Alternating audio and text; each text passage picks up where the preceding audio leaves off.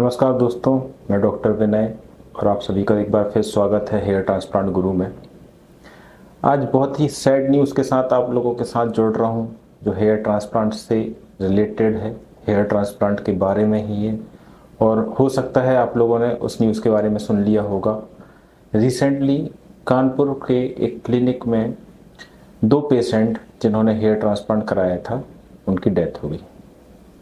विनीत दुबे जी और मयंक कटियार जी, ये दोनों ही पेशेंट ने एक ही सेंटर से, एक ही क्लिनिक से हेयर ट्रांसप्लांट कराया था एंड आफ्टर दैट कुछ कॉम्प्लिकेशंस हुए और वो पेशेंट अब इस दुनिया में नहीं है।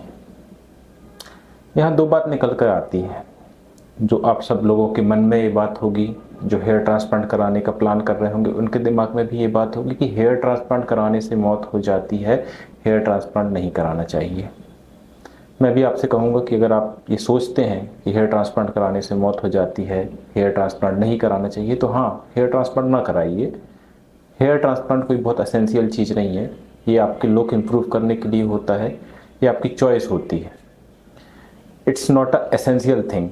और जब एसेंशियल नहीं है, अगर आप अपने लुक्स के लिए कोई चीज़ कर रहे हैं तो ऑब्वियस सी बात है कि आप उस लुक को इम्प्रूव करने के लिए आपका जो सरप्लस पैसा है वो एक्सपेंस करना चाहेंगे। ज़रूरतें अलग होती हैं, बेसिक नीड्स अलग होती हैं, शौक़ अलग चीज़ होती है। अच्छा लुक पाना आपका शौक़ हो सकता है और उसके लिए आपको सरप्लस पैसा यूज़ करना चाहिए, ना कि आपका बेसिक मनी।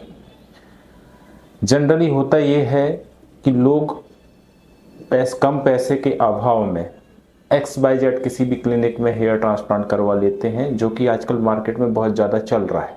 सेम ऐसा ही इस केस में हुआ।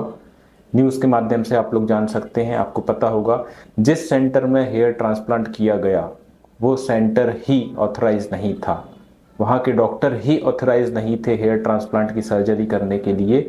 जब डॉक्टर ही क्वालिफाइड नहीं है उस चीज़ को परफॉर्म करने के लिए, तो उस सेंटर में हेयर ट्रांसप्लांट कैसे हो सकता है। ऑब्वियस सी बात है कि अगर XYZ ऐसे किसी भी क्लिनिक में सर्जरी परफॉर्म की जाएगी तो ऐसी कैजुअलिटी होंगी। इसके लिए रिस्पॉन्सिबल सभी लोग हैं, प्रशासन भी रिस्पॉन्सिबल है कि प्रॉपर नज़र नहीं रखी गई कि कौन सा क्लिनिक ऑथराइज है, कौन सा क्लिनिक ऑथराइज नहीं है, किस डॉक्टर के पास क्या डिग्री है। और सबसे बड़ी मिस्टेक्स जो है वो खुद पेशेंट्स की है। आप इस चीज़ का प्रॉपर नॉलेज रखिए कि क्या आप जिस पर्सन से अपनी सर्जरी परफॉर्म करने वाले हैं, क्या उसके पास उस सर्जरी को परफॉर्म करने का स्किल है, एक्सपीरियंस है, नॉलेज है, या वो ऑथराइज है कि नहीं है। अगर आप इन बेसिक चीज़ों का ध्यान नहीं रखते हैं तो आपको सर्जरी नहीं कराना चाहिए। एक नाखून की सर्जरी से भी इंसान की डेथ हो सकती है, एक दांत को निकालने से भी पेशेंट की डेथ हो सकती है, XYZ किसी भी चीज़ से डेथ हो सकती है अगर वो सर्जरी किसी स्किल्ड पर्सन के द्वारा नहीं परफॉर्म की जा रही है। सेम ऐसा ही इन केस के द्वारा हुआ है। जो पर्सन उसके बारे में प्रॉपर नॉलेज नहीं रखता है, सर्जरी परफॉर्म करना एक अलग विषय होता है और उस सर्जरी से होने वाले कॉम्प्लिकेशंस को मैनेज करना एक अलग विषय होता है। क्या आप अपने हार्ट की सर्जरी एक वार्ड बॉय या एक टेक्नीशियन को परफॉर्म करने देंगे? जी नहीं।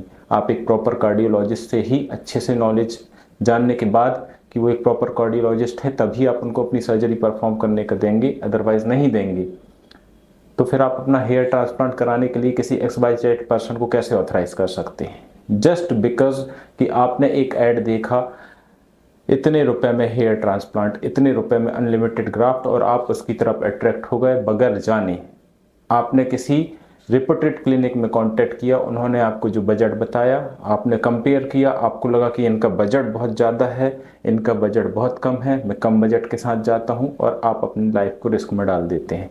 अगर आपके पास बजट नहीं है तो प्लीज़ हेयर ट्रांसप्लांट ना कराएं, या फिर आप अपना बजट इंक्रीज कर लें, कुछ टाइम के बाद कराएं, लेकिन एक प्रॉपर सेंटर में जहां पर एक क्वालिफाइड पर्सन है, नॉलेजेबल पर्सन है, स्किल्ड पर्सन है, एक्सपीरियंस्ड पर्सन है, सिर्फ वहीं से हेयर ट्रांसप्लांट करवाएं, अदरवाइज बिल्कुल ना करवाएं। अपनी लाइफ को रिस्क में बिल्कुल ना डालें। जो पर्सन उस चीज़ का कई सालों तक स्टडी करता है, कई सालों का एक्सपीरियंस होता है, वो सारे कॉम्प्लिकेशंस हैंडल करने की क्षमता रखता है।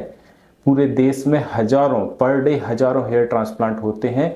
एक या दो न्यूज़ अगर कहीं से निकल के आती हैं दोस्तों, तो आप इससे समझ सकते हैं कि इसमें कितना अच्छा सक्सेस का रेट है और कितना कम इसमें रिस्क है।